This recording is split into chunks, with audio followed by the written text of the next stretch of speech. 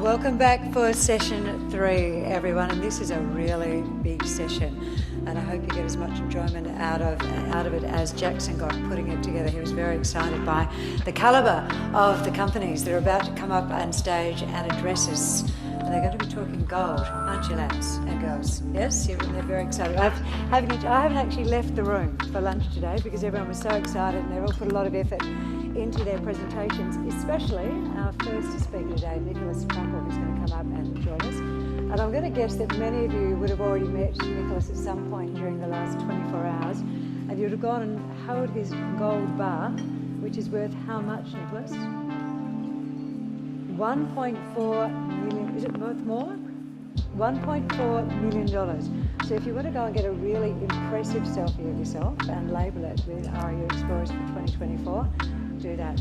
Nicholas has put together a presentation for us which he is excited by, which his colleagues are excited by. He's tried it out on them, so he's going to cover off on gold and he's going to cover off on rates and the future for all of us. So would you please make him very welcome.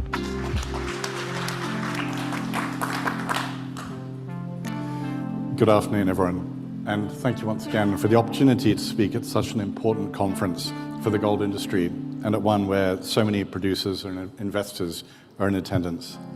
Today I want to talk to you about the main factors that should influence gold through 2024 and how I see those factors developing. Firstly, gold does enter 2024 as a relatively high-performing asset, especially in cross currencies. Gold did well and rose towards the end of last year as those twin sisters that guide gold prices, real yields and the broad dollar, US dollar, fell from last November onwards. The angry nephew geopolitical risk was also positive for gold, sadly, after Hamas attacked Israel in early October and subsequently another Iranian proxy, the Houthi rebels, started to threaten shipping in the Bab el-Mandeb at the entrance to the southern Red Sea. I'll talk about that to some extent later in the presentation. All along in the background, central banks put in another huge year of gold demand that often matched and occasionally exceeded on a quarterly basis total world investment demand. And that helped gold higher, particularly in the face of the relatively high real rates and the US dollar in the early part of last year. Together, these factors all came together to provide the fundamental impetus for a powerful end to the year and a powerful beginning to this year. What then of 2024? And what is the likely pathway for those factors that affect and influence the gold price and, of course, all asset markets? I'll generally cover only those factors that I can make a sensible narrative out of. And also I'll look at things largely through an American lens, because it's still the world's economic locomotive. There's a strong first in, first out argument with regard to rates policy. And I think that many of the difficult calls that the Fed has to make are relatable to other central banks. Now, everyone widely accepts that interest rates will fall across the world, most of the world, in 2024. after a very rapid departure from the ultra-low rates in the COVID and indeed the pre-COVID era. And that's as the threat of inflation appears to go away and an easier policy setting becomes appropriate. Looking at the decline in headline inflation, that looks pretty reasonable. Whilst the Fed's preferred measure of inflation, the Personal Consumption Index, has fallen fast on a year-on-year basis from a high of about 5.6% 2 years ago down to 2.93 at the time of writing, other indices are ticking higher, and indeed overnight year-on-year CPI beat expectations. It's worth looking at the following charts and just asking yourself how rapidly rates are likely to fall in the face of recent strong economic data. So, for example, US non-farm employment changes shocked everyone in January with a rise of 335,000. US prime age employment is back to where it was pre-COVID, and that's a really strong number. And crucially, US financial conditions are easing even through the period that the Fed is actually tightening rates. So both this is the Fed, Chicago Fed measure of financial conditions in America and the Goldman Sachs measure. And that's really doing some of the Fed's work for it because you're getting policy tightening, but conditions appear to be easier. So that sort of takes away, if you like, perhaps some of the impetus for the Fed to ease rapidly against, which is the sort of narrative that they're coming out with. Also, lower rates are likely to be challenged by the fact that this year we'll see significant issuance of US debt, estimated around about $2 trillion US. And in order to sell that debt, yields are going to have to be bid up along the curve. And that's going to work slightly against the narrative of a rapid decline in rates. The main point here is to be aware that the theme is lower rates, but it's all about timing and expectations. And 2023 was very much about getting ahead of those expectations and getting ahead of intentions. And I think that's likely to happen this year. So that's something to be conscious of and aware of. In fact, when I summarized where Fed rates were probably likely to start falling from and how far they're likely to fall, it actually looks very different even just a week later. So that gives you an idea of just how volatile people's expectations and understandings are. So to give you an idea, last week, the idea that the Fed would tighten in May was more or less baked in. But the drop from there was also fairly richly priced, that the rates would fall by 150 basis points. Now, looking at it today, May is definitely still the jumping off point, but the actual likely fall is much more strongly balanced towards 100 basis point, a 1% fall, not a 150 basis point fall. And that's a really, really dramatic change to take place in the space of, just 4 or 5 days. Overall, as rates fall though, the gold market will be a beneficiary of those lower rates. Now, the US dollar is facing quite an uncertain year for a bunch of reasons. The yield gap has risen slightly after recent statements by the Fed and recent economic data, which I referred to before. But it had been the case that projected falls in interest rates were likely to be larger than the Eurozone. And of course, the Bank of Japan is really likely, I think, to exit its negative interest rate policy in April of this year. Governor Ueda and his number 2 have been busy preparing the ground for that outcome for the last sort of month or several weeks. And it's been widely expected. In fact, it was expected even before now. But April looks like a fairly likely time, and that comes in before the Fed actually begins to loosen. So on balance, that looks like that implies a weaker US dollar. However, there's always a however. The political environment contains plenty of uncertainty, both domestically and internationally. And as a safe haven asset, the US dollar responds well to that uncertainty. On the domestic front, a Trump presidency contains the possibility of sharply higher and substantial tariffs on imported goods, particularly those from China. And the threat of those certainly would tend to keep the dollar higher, and certainly the reality would as well. Also, should richly priced US equities decline significantly for whatever reason, perhaps as the outcome of a completely unexpected trade war, for example, then that would be another impetus for a higher dollar. So additionally, cycle analysis, which I quite like, implies a stronger dollar. Now, out of sheer laziness and not looking at things very closely a couple of months ago, actually got into my head that the cycle was going to end in about April or May. But in fact, when I reran things on the same length of cycle, it looks like the bottom came in for the dollar, at least on a cycle basis, in January of this year. And that implies a certain kind of tailwind coming from the cyclical benefits. So where does that take the broad dollar? Well, targets go up to 108 and 110 in the medium term, and that implies something fairly strong. Given where we are today, that's not a huge call, but I wanted to look at something that would be meaningful over the course of this year. Now, central banks, again, like I said, over 1,000 metric tons of buying last year, 1,000 metric tons of buying the year before that. There's plenty to like about gold in the official sector. It's liquid and it's without liability. It's a proven store of value in the longer term, and its performance is augmented at times in times of uncertainty and fear. Also, the general trend towards government debt issuance in an already highly indebted world makes it a natural alternative to adding more bonds and notes from other foreign central banks to your international reserves.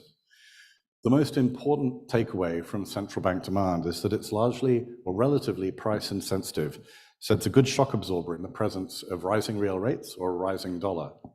And my expectations that the dollar might strengthen overall in 2024 would then be mitigated by good official sector demand. You can see just how big it is there.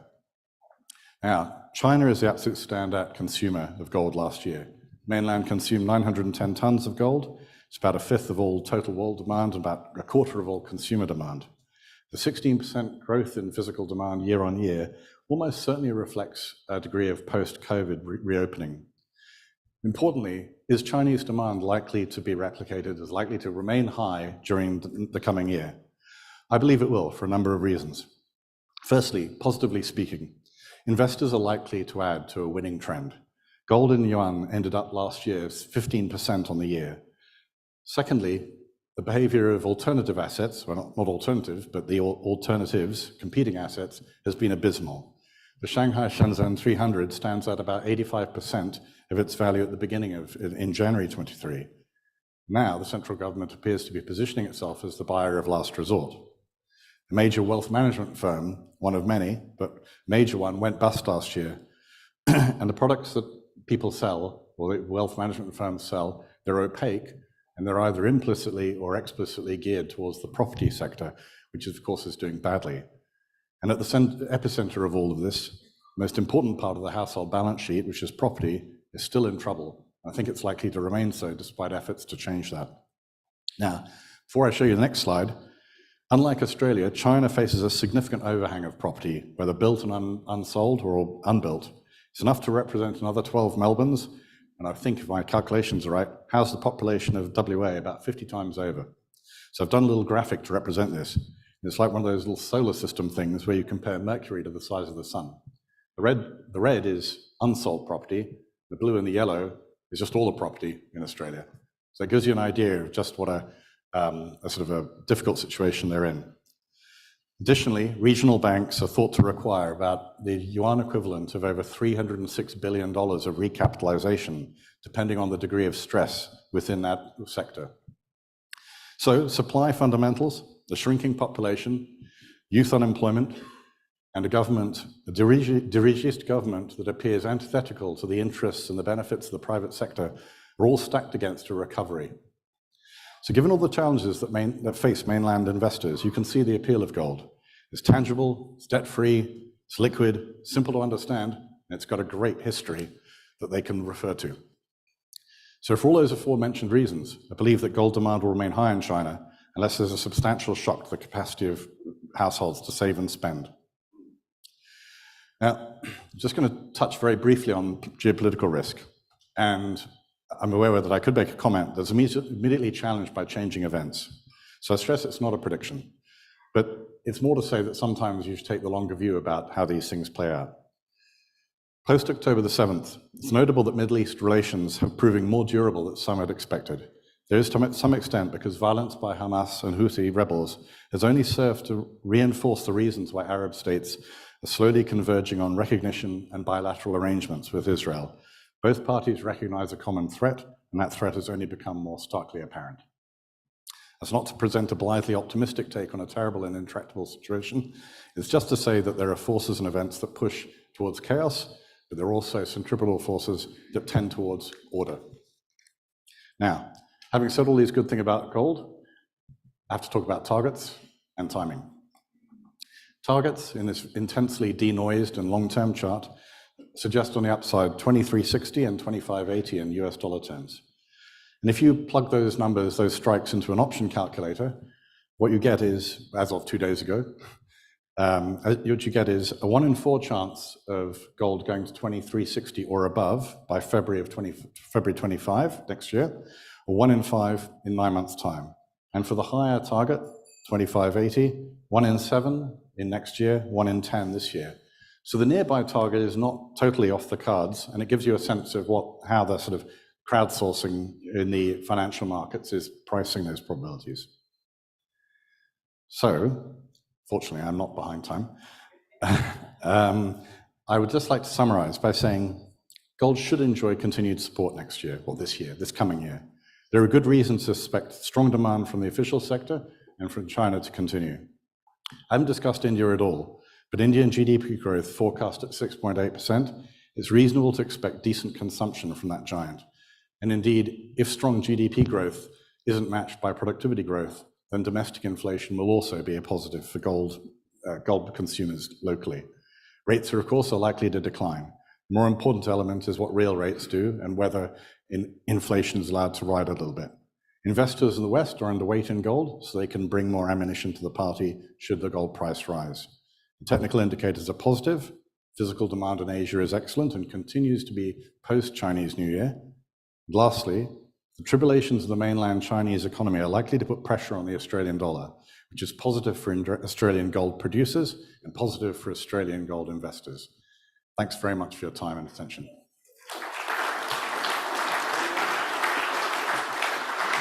Would you like to come to the centre of the stage for 2 seconds for me? Yes. And stand out there with your adoring fans, because you've obviously got lots of them. Just stand there. I've only got 5 seconds, otherwise I'm in trouble. Quick, go. All right, there. And you have a smile. Look at me. There you go. Well done. That was a brilliant introduction to this session. Thank you very much. Thank you so much. Cheers. Really appreciate it. That was good. All right. Now, the rest of you watch that, okay? If you're under time, you get one of my chocolates. If not, I eat them. So the first of our gold companies presenting in this session delivered really stunning results in 2023. It's rolling over at this point in time in 2024, and I was listening to him talking to people. He was very excited by an announcement that he made earlier today. Some significant results reported. They've excited, despite the look on his face at this point in time, Simon Lawson no end. I believe he's a little bit unhappy about that small decline in gold prices. Would you please make Simon very welcome? We're talking Spartan.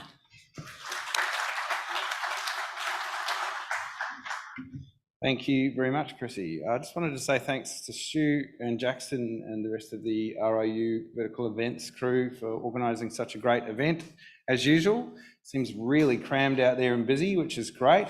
And it was good to get into this session, and I appreciate where Jack's put me, because I'm obviously followed by some pretty heavyweight characters in the gold producing scene, and I'm just a simple explorer at this stage. So we will roll straight into it. Again, I start my presentations with this image most of the time. It is a really good image. It frames what we do every day. We're sitting in front of a previously producing gold mine that we shut down in November 22, and then we proceeded to drill out what has become a very substantial high-grade system. So board and team, shares on issue.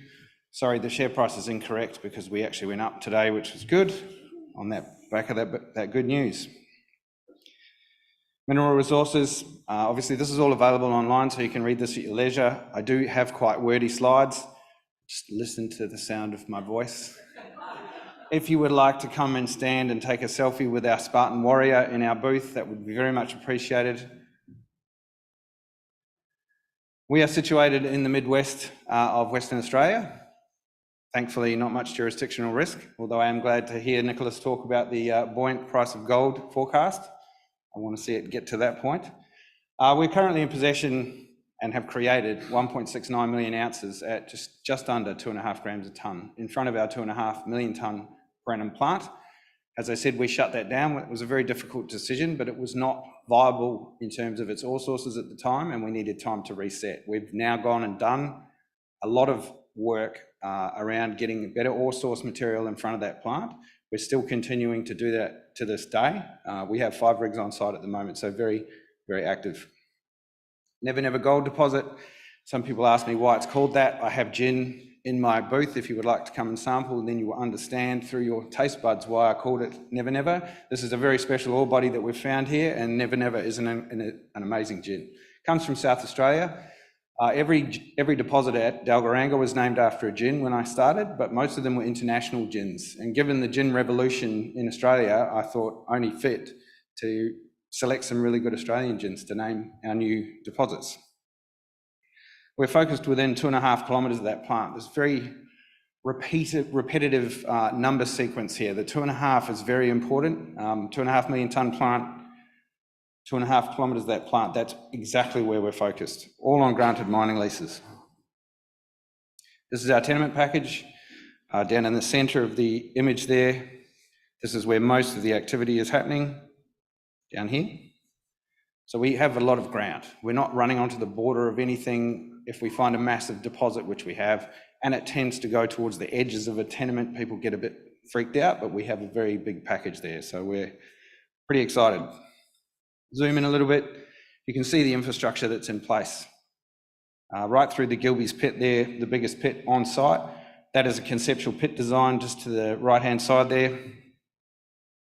Sorry, I'll just draw on there. That's the Never Never pit conceptual at this stage.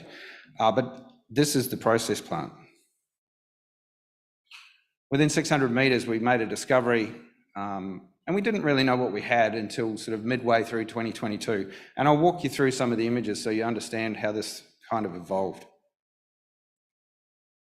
We have a strong plan. I've always been very big on just making sure people understand what we're going to do. I did cop a bit of grief on social media this morning for using the word de-risk too many times in my management comment. I'm not going to apologise for that. We love de-risking our project. We came from a place where people saw risk, and we're going into a future where we want to take that risk away and make sure people have the confidence in backing us in what we're doing. Lots of numbers there. Plant's in a high state of maintenance. We have it sitting there, it's less than 6 years old. It's in incredibly good condition, and we're just building these resource ounces right in front of that plant. We're funded. Everybody says we're funded. We're actually funded. $39.2 million at the end of last quarter. So we're very well funded to do what we need to do. We are very aggressive with our drilling strategies. 5 rigs is not cheap. I saw my drill contractor this morning with a big smile on his face, probably too big, but they're drilling for us and delivering incredible results. Some of the ones we put out today, you know, it's a tribute to the team on site, working in 45, 46 degrees, incredible conditions, and they bring these things to the surface. We're focused. You know, talking about de-risking, we wanted to preserve the asset that we had. I didn't want to lose control of the company when we weren't making money, and I knew that we had this amazing discovery in front of us. We had 79,000 ounces at the time. I didn't have a lot of friends. There wasn't a lot of support for the Gascoyne Resources team at that stage, but we definitely put the foot to the floor, and we've really delivered through. So at the end of last year, we put 952,000 ounces at 5.74, 600 metres from that plant. So that has been a substantial vindication for why we made that tough call to shut that plant down. Again, just to show some nice high-res images, that's the plant in the foreground. Never Never Gold deposit, that's how close it is. Just that yellow ellipse right there. It is a long strike from the main system. The reason that plant was built is that big pit there. The reason that I'm so excited is because that plant is right next to this new system that we've discovered. Just a view looking back the other way towards Mount Magnet, which is about 47 k's away. You can see the red ellipse there. That is the surface expression, unmined, completely unmined, mineralised from surface, and we're down over, what did we put out? 878 metres was where the visible gold was at. 871 down hole was where the intercept started. So you can draw some long bows. I don't have grades on that drill hole yet, but given the statistics of over 400 drill holes proving that there is considerable high-grade gold, there's a pretty good chance that's mineralised. 5 rigs on site, that's 3 of them in the foreground there. The one that drilled that deep hole that we put out today is the one sitting right in the foreground there. That's looking back across the open pits and the infrastructure, just to really drive home how close these things are. Never Never's in the top left-hand side there, and the plant's right next door to it. We have all this area to explore and understand, because Never Never is only one example of a high-grade structure in what is a broad mineralised system across a big tenement package that we own. Just to take you back in time, and I apologise if I wax lyrical somewhat.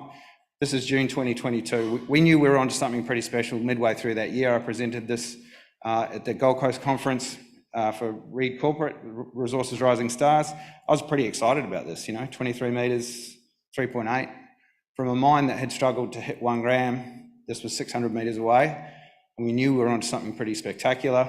We got our crayons out, we did all these drawings. I know Stralow will enjoy that, because I spent a lot of time drawing with my coloured pencils up at Paulson's. It was a great thing to get that team together and try and figure out what was happening here. Fast forward to May 2023, we used the Airbus for scale. I copped a bit of grief for that. But, when people see these things every day, they know how big that is. It's a big airplane, and this is a big deposit. And at that stage, we were pretty excited that we're hitting 12 metres at 34.5 grams a tonne. And we've built a resource around that now. So fast forward to today, I suppose I'll point out on the right-hand side here, I'm actually putting those sections up for scale. This is how quickly this thing is growing with the drilling pace that we've got underway at the moment. That was only May 2023 on the right-hand side. And now we're looking at a plunge length of over 1,000 metres from surface. And what I really want to draw people's attention to, ore bodies are continuous. I used to get told by a former boss, if you want to find gold, drill near a gold mine. If you want to drill along strike, you're likely to find more gold. What you need to look at here is the thickness of these intercepts. The consistency of the volume in this deposit is unlike anything I've ever seen in the 20 years I've been doing this. I know people like to qualify like that, but 15 to 20 metre wide intercepts running over 6 grams a tonne on a consistent basis is pretty unusual. And then we use the Burj Khalifa. So the world's tallest building, I'll cop some grief for that too, that's fine. Over 830 metres vertical to the base of that building, and our deposit is on its way past that depth. So that is a big building. If you've ever been through Dubai, it's up in the clouds, and that's the equivalent height of what this ore body is deep at this point in time. We're pretty confident it keeps going.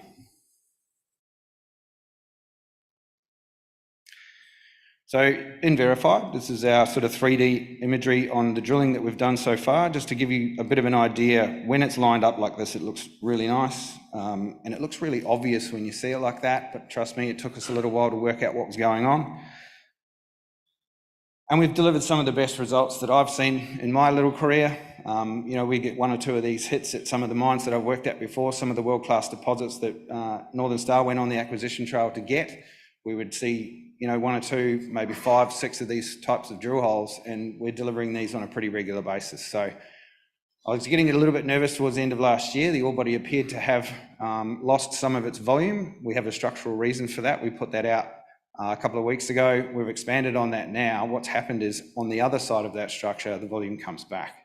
So we're pretty confident that we can keep delivering, some pretty spectacular drill hits. And if you just look at the bottom of the page there, 300,000 to 952,000, 12 months, that's a pretty rapid growth story. Ounces per vertical metre, 1,000 ounces per vertical metre. I used to get Les Davis from Silver Lake in the early days banging the table saying we need more than 1,000 ounces per vertical metre to make everything work here. I'm pretty happy to say that we're sort of averaging around 2,000 ounces per vertical metre and higher as we get deeper on this ore body. And that is just a grade image on the right-hand side for scale against the ounces per vertical there. This is the Never Never MRE. This is actually the 720,000 ounce resource that I'm showing here, but this is the proximity to the Gilbey's pit. You can see how close along strike it is. It is a continuation of that mineralised system. It has been affected by a structural offset, and that is exactly why there is high grade sitting in that spot. And if you think there's only one of these, there's not. There's a number of these structural intersections that pass through this stratigraphic package. This is me again. Well, it's actually my exploration manager with his colouring pencils. We have a big set. 4 pillars and west winds. They're high-grade structures within the Gilbey's pit. When that pit was being mined, it was diluting those 2 high-grade, if not 3, there may be another one to the south there, as they were mining and ending up with a pretty low-grade result. And that's not surprising when you look at the grades in between these structures here. So we're reimagining, recreating the model for this. We're hitting things like 15 metres at 6 grams a tonne at the very end of our resource outline, at the very end of the Gilbey's pit. And there's a reason that pit ended where it did, because the structure cut off the mineralisation. And what do you know, there's high grade to the south of it, just like Never Never. This is it, looking at the block model, 2 gram a tonne blocks. Obviously Never Never just lights up like there's no tomorrow, but underneath the Gilbey's pit, I'll have to get you to squint. But this is the 4 pillars area here, and the West Winds one is actually a lot broader than I've been drawing lately. This area through here, we're seeing 50 metre wide intercepts there, which, you know, 1 gram a tonne doesn't get pulses racing, but when you think there's a pretty big mill on the surface here, and there's plenty of operations that have demonstrated you can put low-grade material, bulk material, tonnes, against high-grade underground sources like Never Never, and feed into a plant, hypothetically making a lot of money. Sly Fox, forgotten deposit. We were so busy looking at the other end of the belt, we actually sort of left Sly Fox alone. Sly Fox was the highest grade deposit at Dalgaranga before we found Never Never. It was always thought of as a high grade, narrow plunging chute. That's exactly what we thought Never Never was, and now we're 1 million ounces later. We thought, why not? Let's throw some holes into it. 50 metres away from that resource, we're hitting 50 metre, 35 metre true width zones of mineralisation in places they shouldn't be. So who knows how big that could be. That's a bit of an overview. Sly Fox on the right-hand side there, just running through here. Plymouth, another deposit, Gilbey's, and Never Never down beyond there. They're all dipping in the same direction. There is some system-wide process going on here that results in high-grade accumulation. I'll skip through a few slides here because Chrissy's walking pensively towards me. That's where we're drilling this year.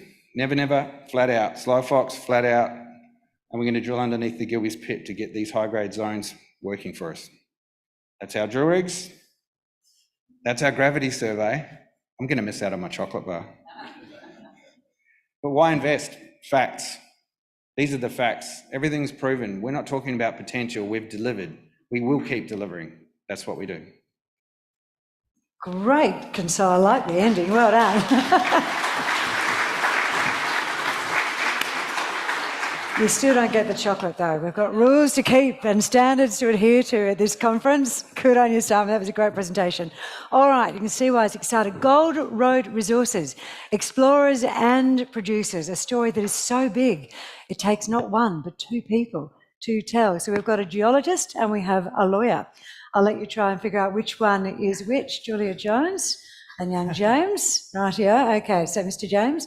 So I asked them both what excited them most about getting up to tell this story, why I needed 2 of them. They said, oh, we've got so much happening. We've got 5 really big exploration projects, and then they just kept going. So without further ado, would you please welcome the dynamic duo to tell the story of Gold Road Resources. Thank you, Chrissy. And yes, we have been asked why James and I are presenting, and it is because we've got some really exciting projects. I'm on the corporate side and James is the geologist, and some of these projects are brand new to Gold Road. They've just come in the last couple of months. I did the corporate work and James is super excited to be boots on the ground out in the bush, hopefully finding some great gold on them. For those in the audience who are not familiar with Gold Road, the company has been built on the back of the world-class Gruyere discovery made in 2013. Gruyere rapidly progressed through exploration and development, and last year, just 10 years since discovery, Gruyere pulled its 1,000,000th ounce. Gruyere is underpinned by a large, long-life resource base with a mine life out to 2032. and Gold Road's total attributable mineral resources are 4.8 million ounces across Gruyere and Yamana.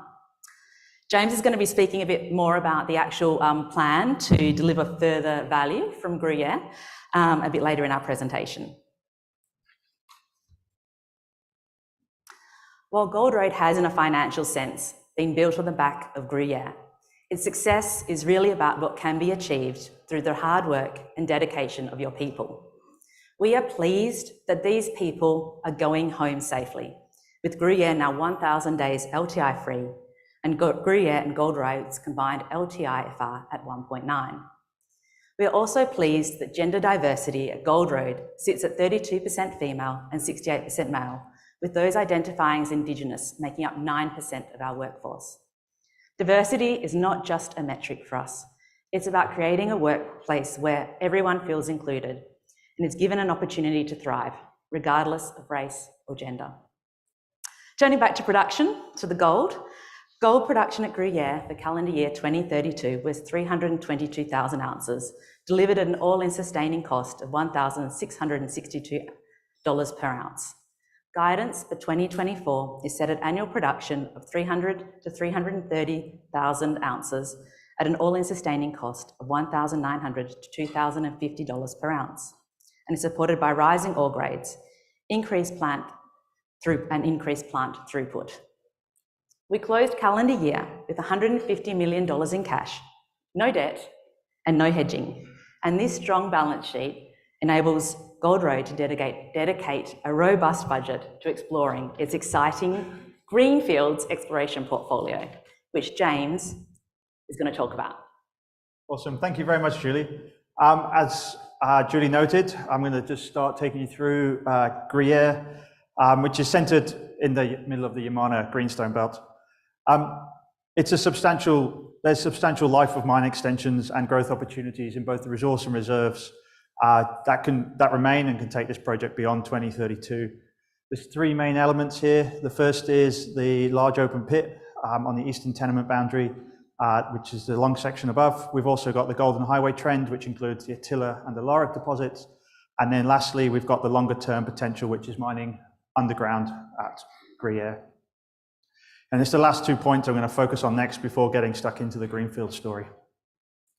At the Yamana deposit, I mean, it's underpinned by 3.38 million ounce reserve, nearly 5.25 million ounce resource, and then there's nearly 1 million ounce of underground resource available as well currently.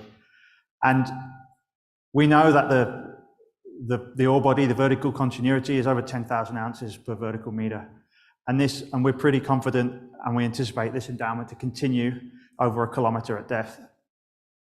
Drilling completed in 2021 indicated that this mineable widths and grades continue, not just 1 kilometer below, but 500 meters beneath that pit.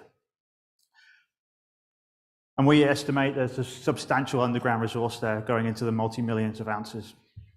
This deeps area is going to be the focus of the mine exploration team through 2024 and 2025, and drilling is going to focus on those black dashed areas where structural mapping and grade control data indicates high-grade shoots continue beneath the current pit base. Drilling is underway and scheduled to continue through 2024.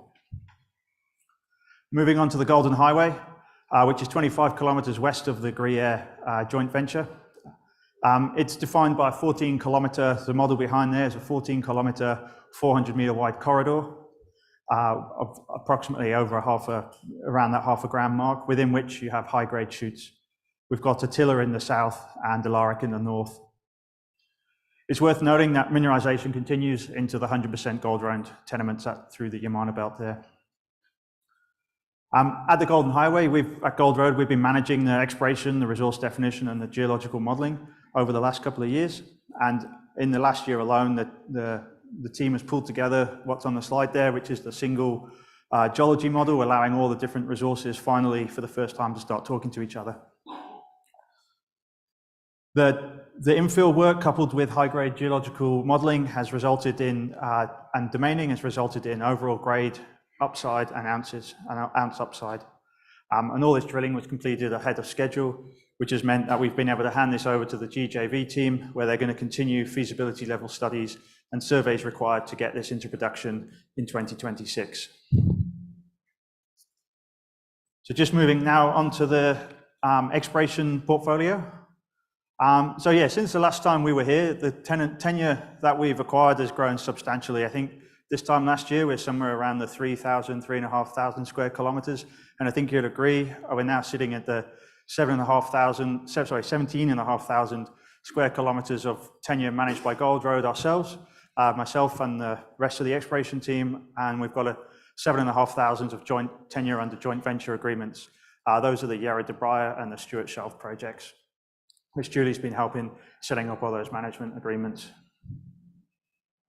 So over the last year, we've continued to work on district scale evaluations, which has resulted in a very diverse portfolio of targets, stretching not just orogenic gold plays in West Australia, but also intrusion-related gold plays in the eastern states.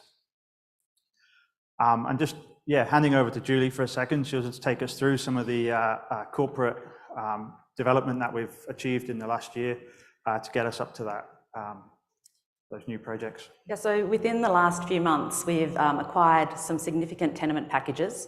One is in the East Laverton region, and we acquired that, we're calling it from Abel, we acquired it from Alberta, and that was acquired in December last year, so it's pretty new to us. It's effectively a large contiguous land package that has been largely unexplored up until now. And James is going to talk a bit more about the exploration program on that one this year.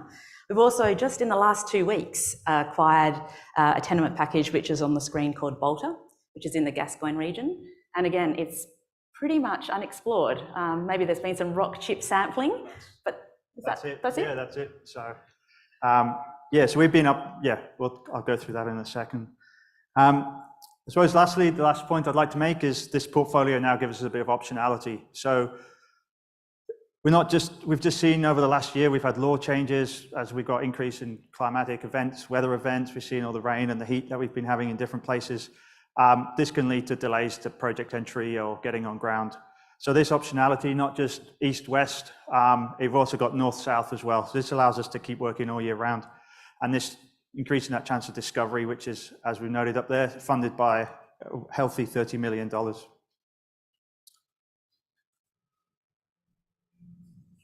So just returning to Yamana for a second, we've been testing the high priority exploration targets through 2023.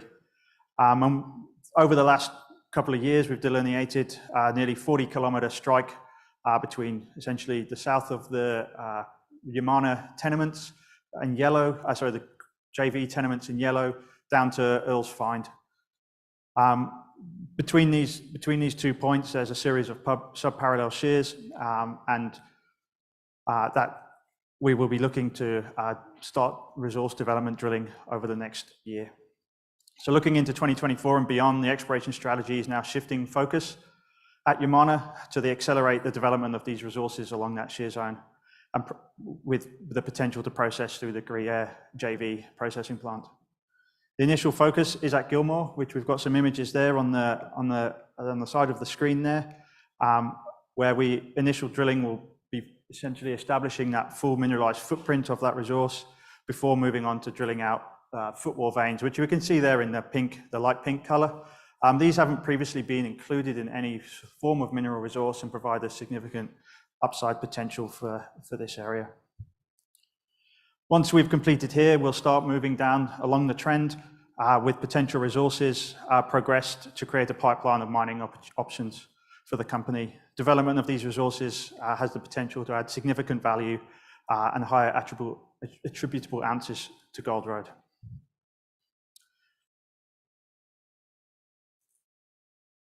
Mallina, you may have remembered we picked this up in late 2022, and the tenement package is directly along strike from the recent De Grey Hemi project.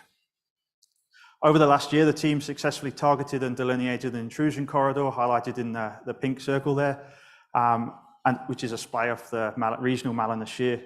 Maiden drill programs have returned encouraging results, intersecting alteration and mineralization including visible gold in some of the drill core. Other work completed during 2023 includes geophysical surveys and soil sampling, which will provide the basis for our exploration targets and work into 2024. Moving on to Bolter, which Julie is going to give us a little update on, since she was being heavily involved in the acquisition of this project.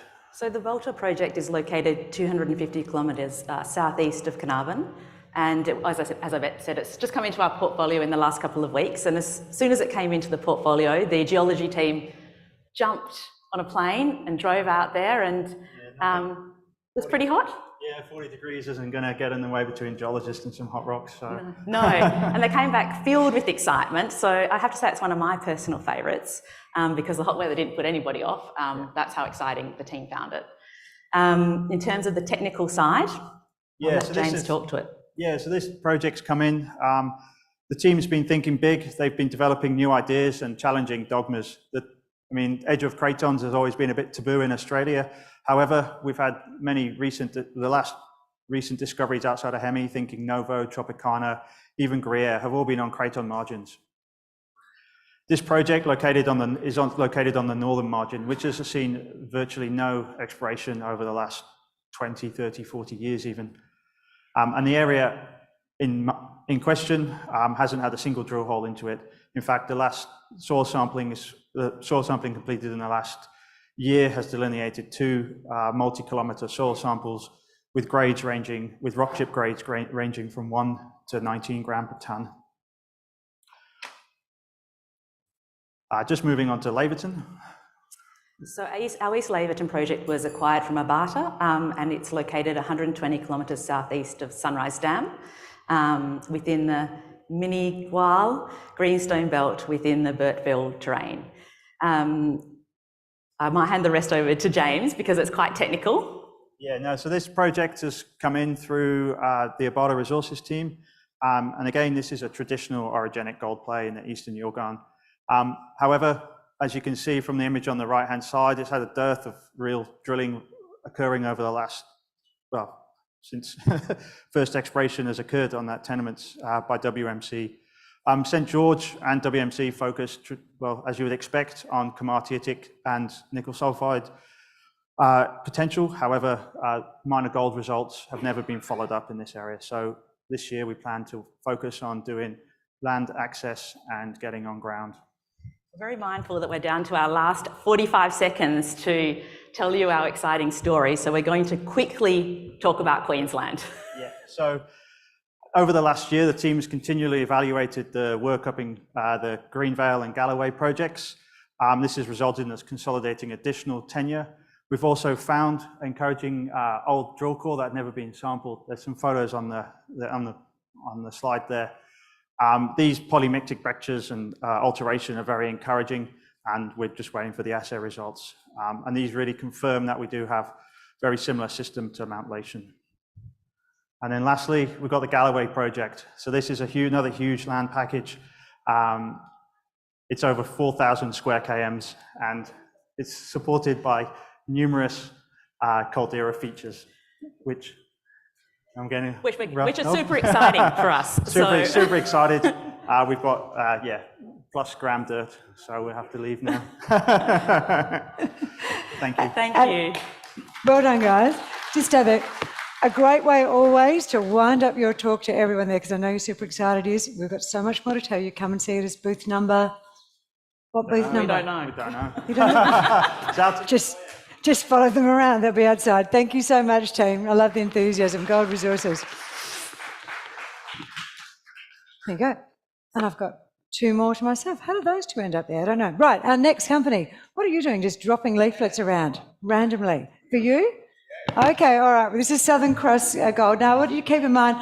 The first time that we saw them was RIU in Sydney back in 2022. That was June. You listed in May. They hit the ground running. Best IPO of 2022. We've got a lot of upside. I'll give you more time. Would you please make them very, very welcome? This is the lovely Michael, everyone. Michael Hudson, MD. Thank you, everyone. Happy Valentine's Day. Happy Valentine's Day to my beautiful wife in Melbourne, if she's watching, which she probably isn't, but at least I gave her a nod. Thanks, Chrissy.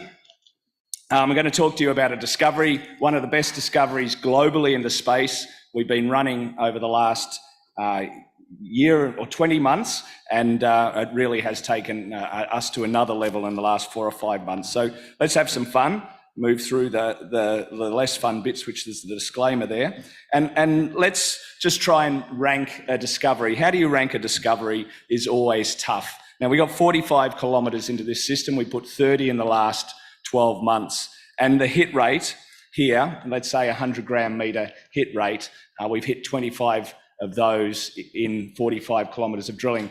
I haven't been able to see anything better globally. Please prove me very wrong, but it's a very, very good start. We're still very much working on demonstrating grade. This is a very high grade system, and you'll see that very early into the discovery. So lots more to come. And this is a big system. Big systems have big footprints, and this is over 10 kilometres, and we've only looked over 1 kilometre so far. How do you discover? You drill lots. You got to have the cash. You got to have the permits, and that we do. We bought the freehold land over the discovery early on, just to simplify our access and future ease for the project. The cap structure, a couple of points. Institutional holding has increased dramatically over the last 6 months as we've gone from that traditional IPO to now being supported by some of the larger funds around the world, including here in Australia and overseas. Corporate is 50% here, 51% is Mawson Gold. That we spun the projects out of Mawson. I chaired and co-founded Mawson, and those shares will be distributed to Mawson shareholders when the 2-year escrow ends in May. And we have about 70% commonality of shareholders, mainly those institutional shareholders between Mawson and Southern Cross now. So we put a lot of work into aligning the shareholder base as much as anything. Good projects keep getting better, and this one is no different. Here is essentially our database summarised in one slide. So you can see our best intersections, the top 10, the width, length, and the gold. We also have an antimony component I'll talk to. We say that the antimony will help permit this project. The gold will pay for it. You can see that the extraordinary high grades over good widths, the drill hole lengths there. Importantly, it's getting better. The top 5 there have come in the last 4 or 5 months. So we're understanding the system better, it's getting better at depth, and we've got the good fortune that absolutely the system is developing in only a way we could have dreamed perhaps 6 or 7 months ago. The assay database, if we take the average of the assay database, it's an Excel spreadsheet. This is where we listed the company in May, so time is on that x-axis. The intersection width has remained similar at about 4 metres, but look what's happened to the grade. It's just taken off. It averages get influenced by the very high grade numbers, but that's what we have, and we're averaging over 20 grams just from an Excel spreadsheet. But you can see that trend. The trend is your friend. This is getting better and has not stopped. Victoria, this is really a slide that the Canadians understand very well. I've had 25 years in the Canadian market, and this is the first ASX deal that I've been involved with. Many over in Canada. All the money has come into Victoria essentially to re-establish Fosterville, which was the highest grade gold mine on earth for 4 of the last 6 years. It was running at 40 grams head grade, lowest ASIC, and was a top 10 producer. We're in the shadow of the head frame of that project, but also we've been able to learn why that developed to be such a good project. It took them 20 years of mining to find these very high grades. We've been able to do it over the last year because we're standing on their learnings, the shoulders of giants, if you may. Victoria was known as a very good field in the middle of the 1800s. 80 odd million ounces came out, and then of course the industry moved across here post World War I. These have a high CV, a coefficient of variation. They're very nuggety and hard to put together. Whereas these ones have a low coefficient of variation. They form very good reconcilable mines. And when you get into these systems at depth, they form great deposits, and that's influenced our thesis to drill early to depth. So we're drilling commonly to 1 kilometre, and you want to go through that brittle ductile transition where these grades become very super high grade. And we've seen that in our deposit. That was what made Fosterville the $1.5 billion of free cash flow a year. And there's another mine called Costerfield where they're seeing the same thing. So a similar playbook. It's all about the gold. We've got lots of gold. This is just one piece of core. We'll come back to it, 0.4% gold. It comes from our project, just zipping through with 9 minutes left. Melbourne, our project here, Sunday Creek, Fosterville's up here, and Costerfield that I mentioned. So we're about 60 k's from Melbourne. Sounds very close, but we're actually in some areas that have been original titled areas. We've literally, to the south of our project, you can go 8 kilometres and not hit a house. Very important in Victoria, because you can make yourself life very difficult if you're around hobby, smaller farms. That's not the case in this area. We're about 100 k's from Fosterville and 60 from Costerfield. Let's zoom in. And here's the, after lunch, no good. Here's Sunday Creek. This is 100% owned. We have 2 other projects. Won't talk about those, but we've made bona fide drill discoveries, very high grade gold discoveries on those as well. We have the strike extensions of Costerfield. This is Costerfield and Fosterville, just to show you the lay of the land. Let's focus in on the project that really matters, that's delivering all this wonderful gold.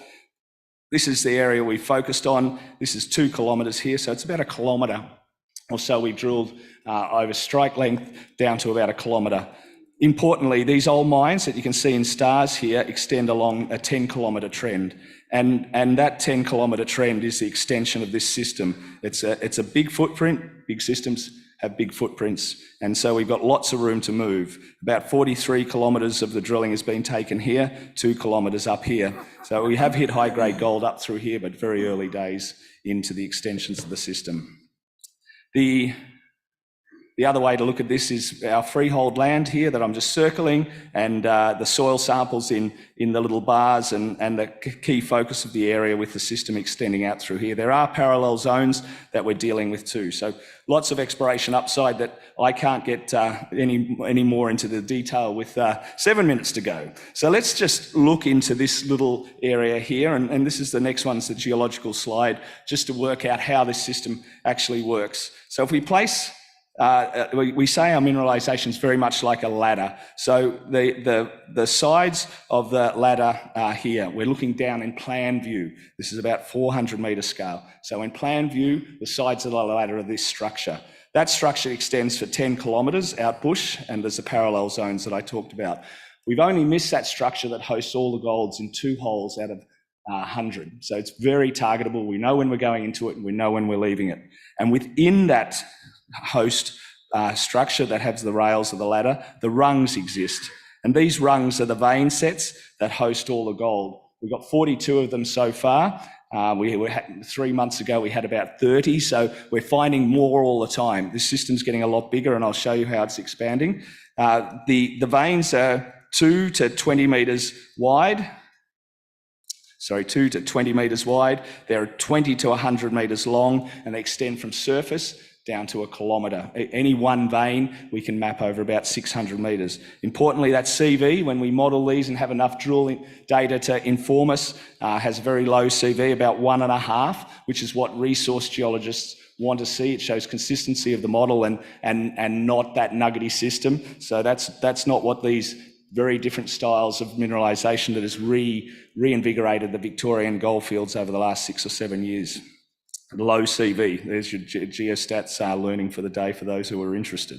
The piece of core we looked at before here is showing, let's see where that sits. That sits about 500 metres below the surface. You can see the surface is here.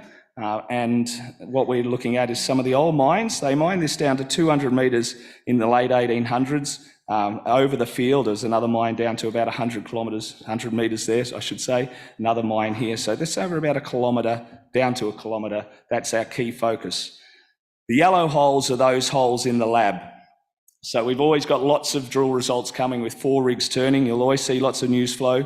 The black holes are those we've reported, and the yellow dots are the plus 15 gram hits, only showing you the very highest grades here on this slide. If we look down, looking to the north, again up here, this is the rails of the ladder and the rungs of the ladder, as we showed it before. So in this case, the rungs are those grey veins.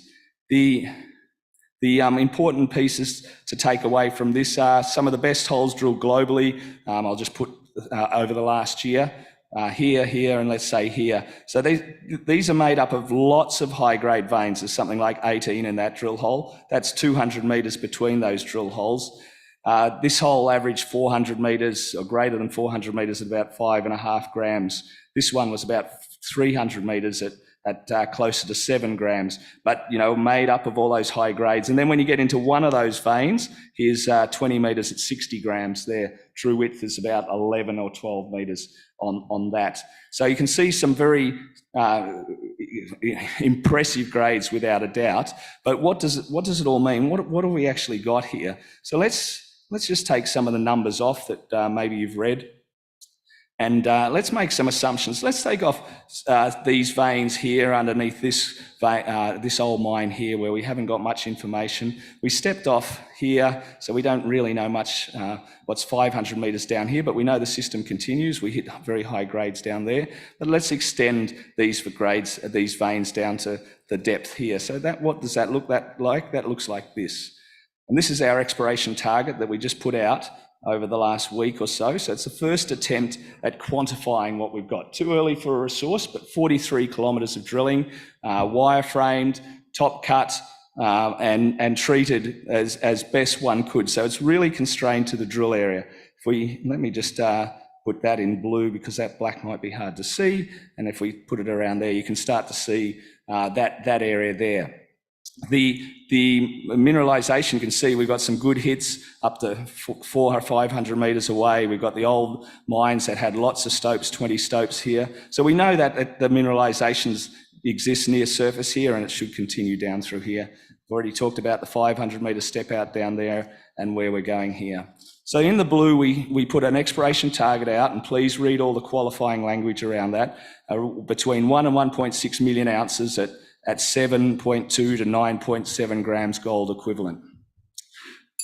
You can see, is very close, a very small part of the red area. So we can see a footprint here, and our aim is to find a 3 million ounce target here. We know that it continues out this way for 9 of the 10 kilometres that haven't been drilled, and we know these systems can continue for up to 2 kilometres by the mines around us. So this is going to be a very high grade system and going to get a lot bigger.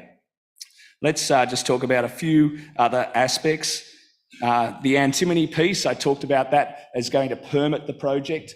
It is genuinely, this project is going to be one of the larger antimony mines in the Western world. We have lost control, like we have many critical metals. It's on all the key lists, and we're talking to some of the key partners, the Japanese and the US, around this project being a very part of re-establishing that supply chain.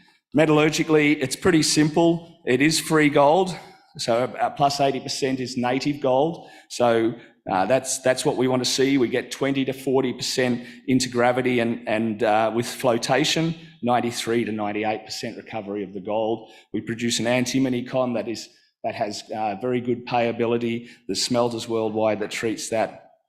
The only secret is to keep under 3% arsenic, which we can, and that keeps your penalties down. Sometimes we had to produce a separate con that was a sulfide gold con, great gold grade, but importantly also free gold.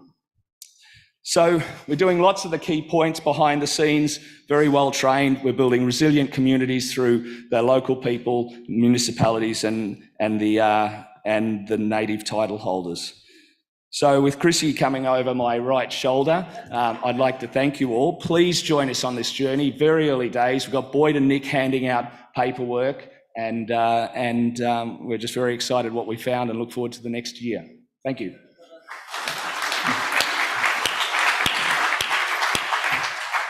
No chocolate for you. Well done, my God. Good on you, buddy. Nice wrap up, though. Keep that in mind, Wade Bramwell, as you make your way up to the stage. Come on up and join us. So Westgold Resources is next, represented here by their Managing Director, Wade. Now, Wade, I think you're going to love the story that he's got to tell, because they've just gone over $1 billion market cap, which is very impressive. I must ask the question, though, why have I never introduced you on stage before? Good question, Chrissy. I wish I knew. Oh, don't take it out of your 15 minutes. Keep going. Make him welcome, please, everyone. Thanks for that, Chrissy, and thank you all for attending today and for those watching online. This presentation is going to be quite different than the previous ones you've seen. And the reason being is you're going to hear an exploration story told to you by a metallurgist. What could go wrong? Let's find out.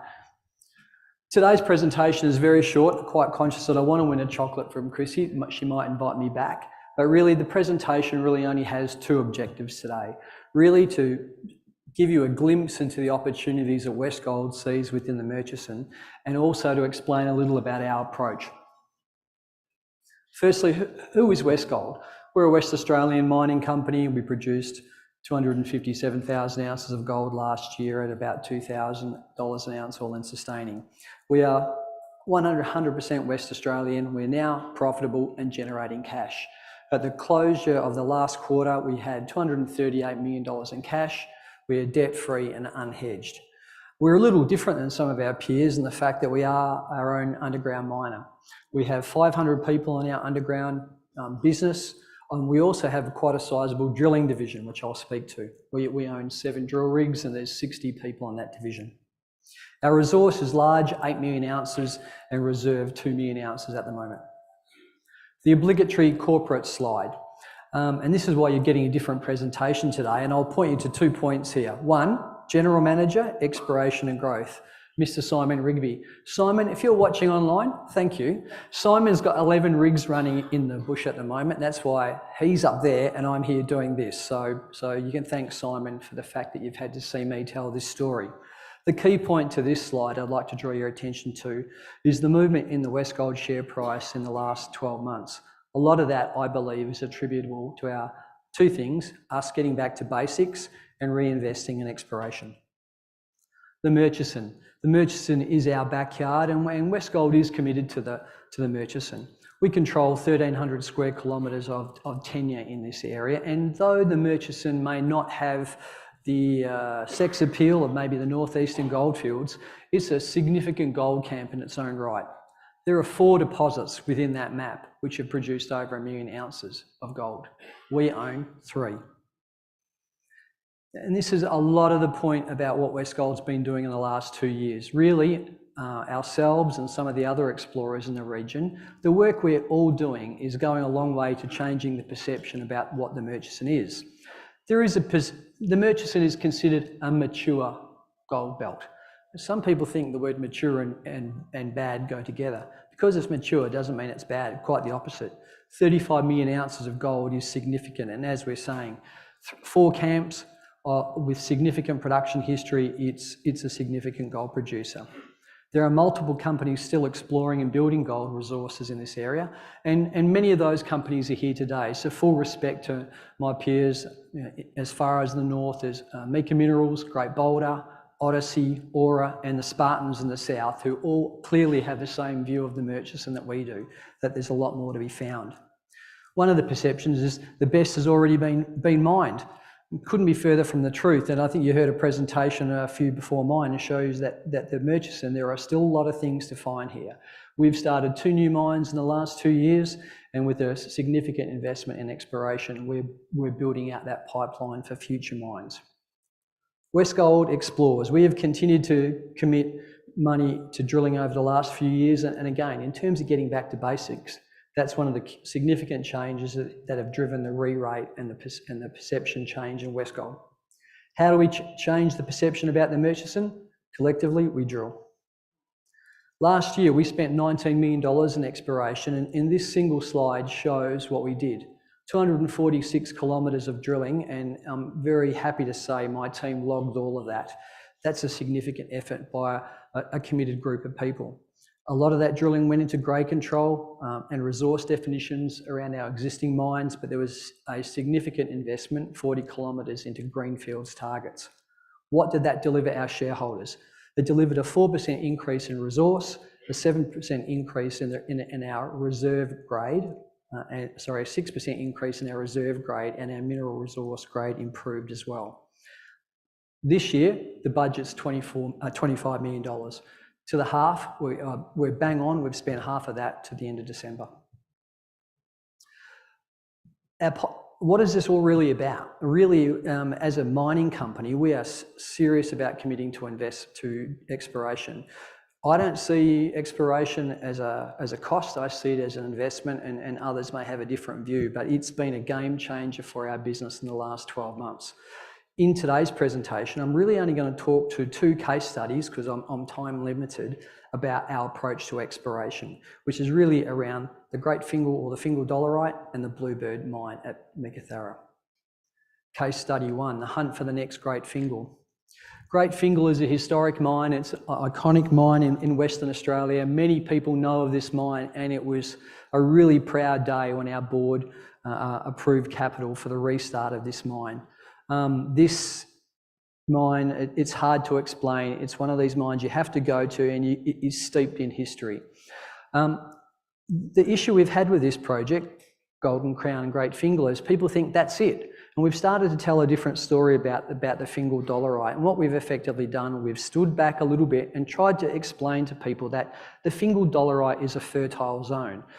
Westgold and others have mined multiple pits across this thing, with the largest being Great Fingal and Golden Crown.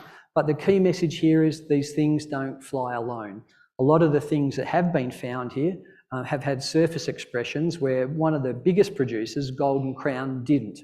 I'm very happy to say that most recent work done by Simon and his team, a new gravity survey, has basically started to look through the cover here and identified 5 new targets which are blind.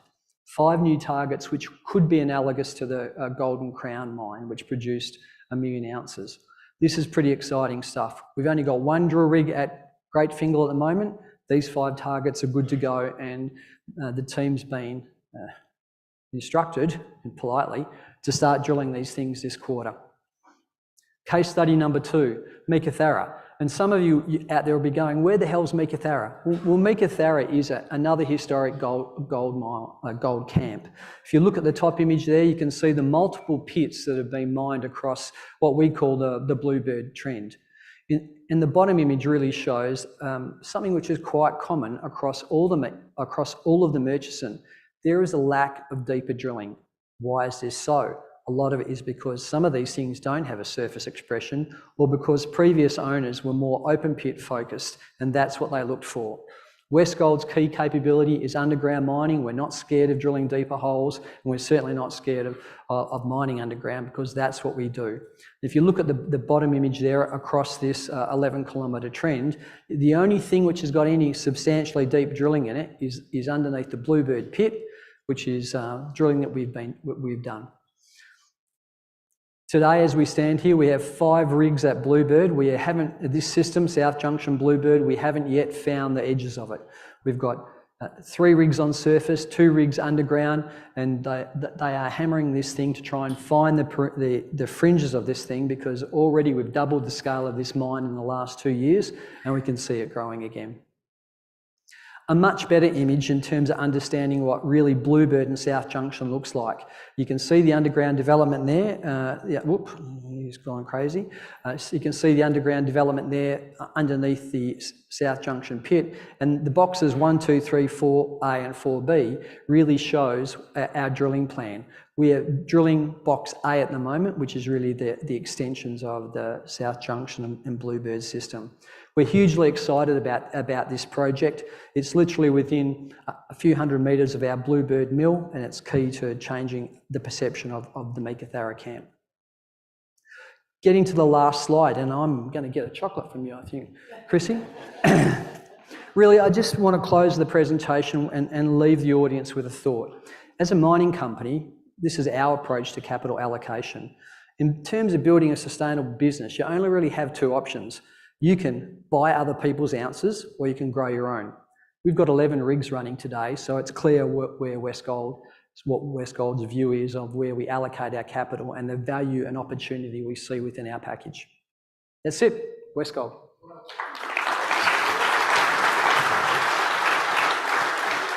It says 4 minutes and 54. I feel like I should be giving you more than just 1 chocolate. Since I've got a little bit of time on my sleeve, I'll get you a photo for your virgin. Is this your first time you've ever been at this? I was a much younger man when I was here before, I think. Oh, is that what it is? You're not really a virgin at all. Okay. Well, look, in 2024, are you allowed to say that? I don't know. This is the It's my stage. I say nicely. I'm not. Am I offending anyone? No. Out. Be gone. There's no HR people here.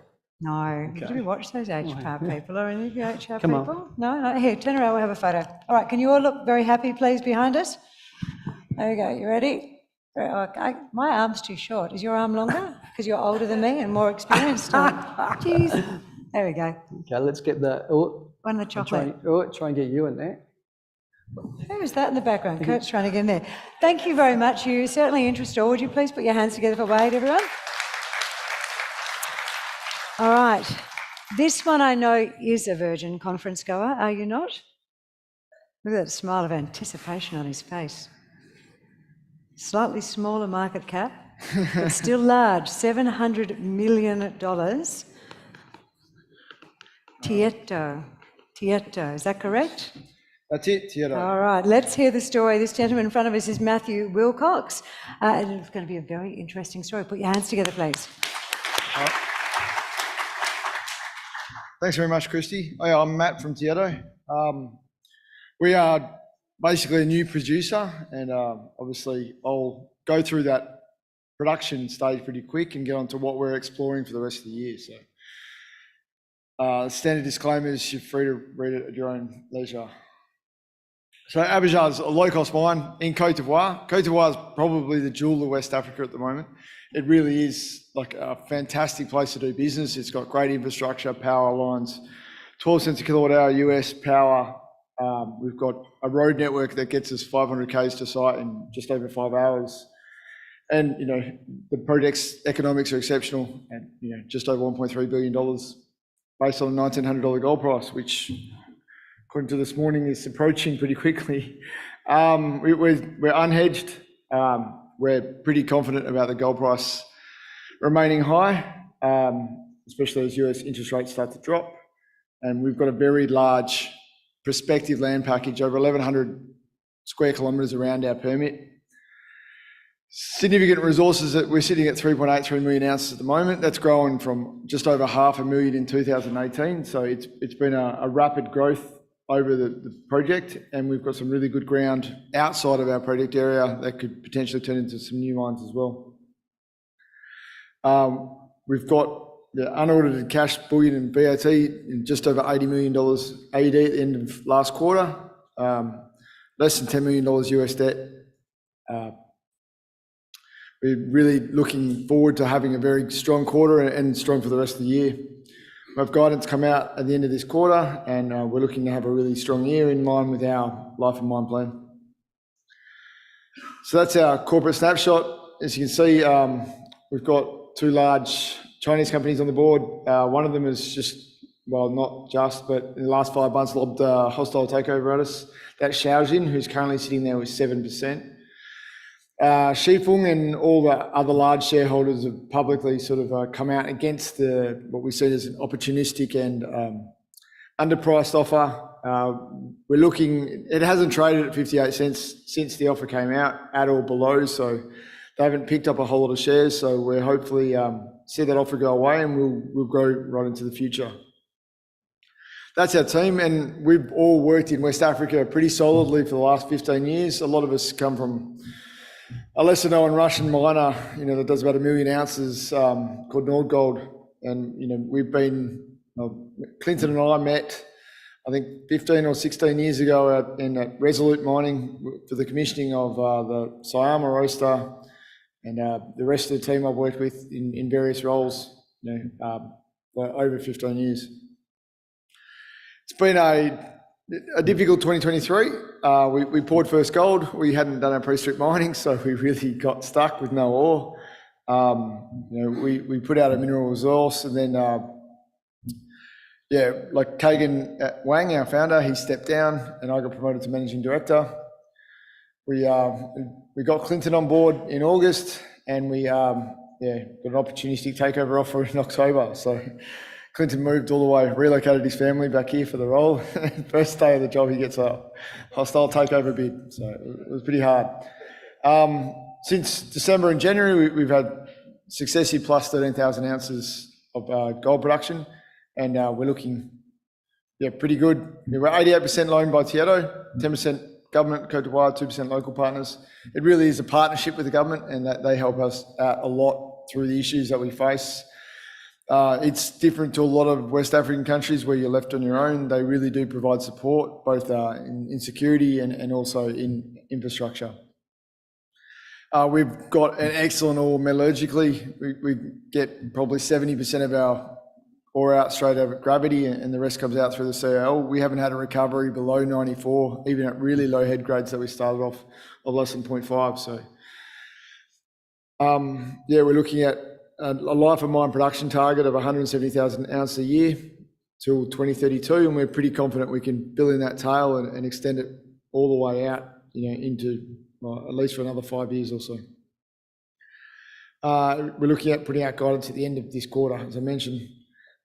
That's been our startup year, and just January numbers in there. As you can see, we were really mining limited at the start. All mining sort of matched, all milled. We had empty ROM pads. It was tough.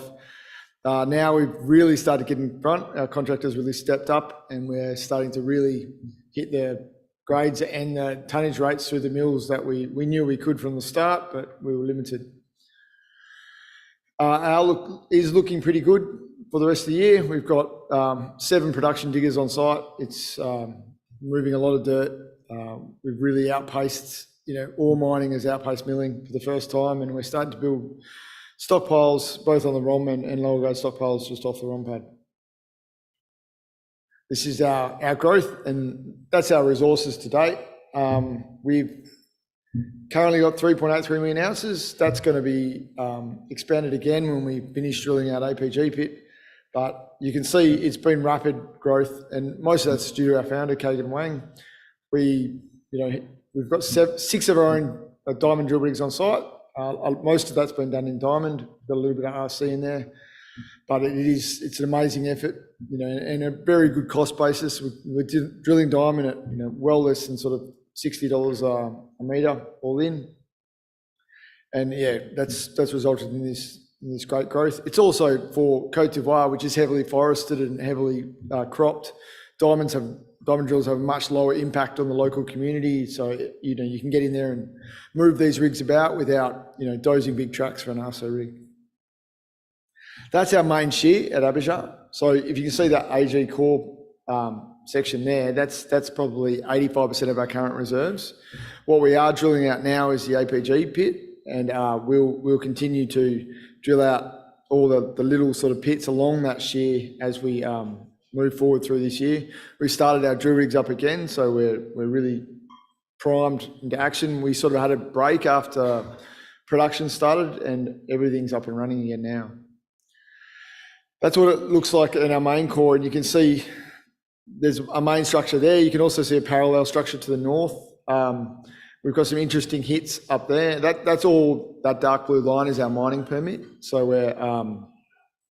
we've got some interesting ground there, and we're getting hits everywhere. We're really trying to do a really good target definition package this year, because it's easy just to go and put holes in. It's harder to actually find a mineable pit. So we're really looking to build our economic reserves inside our mining license. And to the south there, you'll see there's an extension of our exploration license, and you can see some of the good geochemical anomalies on there. We're really looking to expand in that direction primarily. There's some great looking deposits that we're pretty confident are going to turn into satellite pits in the near future. We've sort of got a $10 million US exploration budget for this year. About $5 million of that money will be spent in this exploration sort of area, sort of within trucking distance of Abidjan. And we're just finishing up our APG drill out now. We've got a potential for possibly a heap leach operation down there. We're going to see how it goes. At the gold prices that are currently, it might look to be a better option to expand our current milling circuit and truck it up the road. So this is our greenfields exploration, and I guess this is what the majority of you guys are interested in. That's all the permits we've got either under application or under, or we actually actively exploring in Côte d'Ivoire. So we've got Boonganoo project, which is probably our most advanced greenfields exploration program. We've had some pretty strong hits from the very limited amount of drilling we put into that to date. We're really ramping up drill rigs for that. I've got a little section on it later. We've got the Parla project, which is near the Endeavour's new Lafayette project. Yakro, Subra and Bundali in the north. It's actually 3 different ASX explorers that have got a Bundali project, so we might have to change that name. But it's, they're all around the same structure, and there's all some very prospective ground. So that's Boonganoo there. You know, we've got fully granted permits. You know, we're putting about 3,200 metres of test drilling in to try and define the mineralisation this 6 months, I'd say this half. We've got a whole recon and sort of target definition program planned as well. So, you know, and sort of a geochem sampling. Hopefully we can find the main structure and you know, and start our drilling program along that this year. So it's a pretty exciting prospect, and we're very pleased to actually start hitting it with diamond rigs proper this year. This is our other jurisdiction we're currently working in. I guess we've got Sestos to the north. Now Sestos is a very it borders on Iti mine, which is Endeavour's sort of I think 5 million ounce deposit that they're currently mining. We've had some very, very interesting geochem anomalies, especially in the sampling. We've you know plus sort of 1 kilogram a ton nickel, copper, cobalt, chromium, along with gold as well in there. So it's a mixed system, I guess. It's what we're seeing at the moment is similar to the original sort of geochem anomalies that were found in Julimar by Chalice. It's completely unexplored, and it's it's a great permit to be in. We've also got Bassa, which is heavily mined by artisanals at the moment. So there's obviously gold there.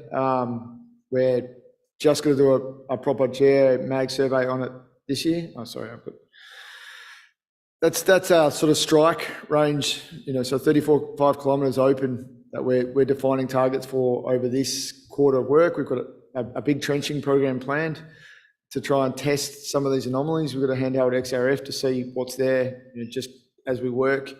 And we're really hoping that we find something that's mineable in this region and open up a whole new province in Liberia. We've got a government that's very friendly, very looking to attract investment, and it's a place we're interested to do business. It's an English-speaking country, so it's a bit of an anomaly in what's mostly Francophone West Africa, but it's certainly a good place to be at the moment, and it's very it likes to attract mining investment. Then we've got Bassa. You know, we've had some interesting hits there from trenching. We're certainly going to do a big geomagnetic survey. And apology, I'm also a process engineer. I don't speak geologist that well, but it's work that's ongoing, and we've got a nice mineralisation structure defined there. We've got a lot of artisanal gold miners in the area, mostly mining what we're seeing as artisanal wash that's coming down from that main structure, and we're pretty keen to define some targets this year and hopefully get a drilling program up and running by the end of the year to, you know, hopefully find a new resource there. That's Tietto Minerals. I've still got 2 minutes left, so I get a chocolate. So, we're actually the last bit. Thanks very much. I don't know about that because I only have 2 left, Matthew Wilcox. Sorry? Okay, wasn't fast enough. Go.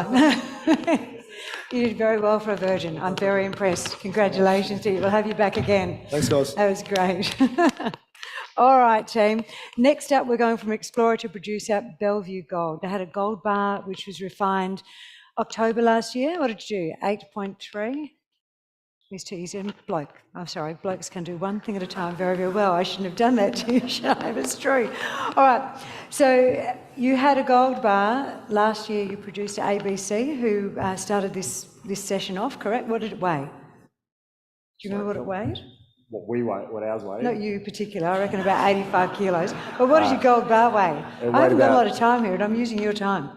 It was under 10 kilos, so not quite the $1.4 million that they had. It's impressive though, isn't it? It's really impressive. So you've got a market cap of 2 billion. I just want to point that out to everyone. So lots to get excited about.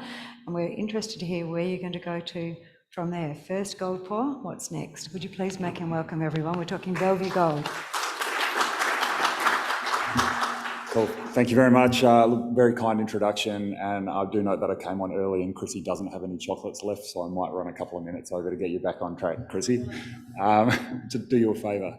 But look, thanks very much for the opportunity to present at RIU. Look, it's always an important conference for us at Bellevue.